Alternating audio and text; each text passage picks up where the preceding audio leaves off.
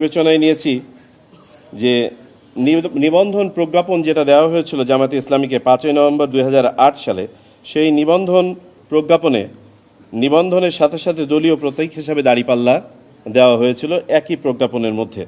আর তৃতীয়ত হচ্ছে আমরা বিবেচনায় নিয়েছি আরপিও সংশ্লিষ্ট ধারা। আরপিওর অর্থাৎ গণপ্রতিনিধিত্ব আদেশ এর 90 ধারার 1 খ এ বলা আছে যে রাজনৈতিক দলকে যদি কোনো একটা মার্কা দেওয়া হয় সেটা তাদের জন্য সংরক্ষিত রাখতে হবে। এই বিষয়টি নিয়েছে। এখন সামনে আসছে যে আদালতের একটি ফুল কোর্ট সভার সিদ্ধান্ত এবং সেটার আলোকে এই দাঁড়িপাল্লা প্রতীকটিকে বাতিল করা হয় 2016 সালে। এটি ছিল একটি প্রশাসনিক পত্র যেটা রেজিস্ট্রারের মাধ্যমে তদানীন্তন নির্বাচন কমিশন পেয়েছিল এবং অ্যান্টিব্যাকটেরিয়াল অ্যাডিটিভ যুক্ত সেরা ওয়াটার ট্যাঙ্ক বিশুদ্ধ পানিতে ব্যাকটেরিয়া জন্মাতে দেয় না। সেটার আলোকে এই ব্যবস্থাটি নিয়েছিল।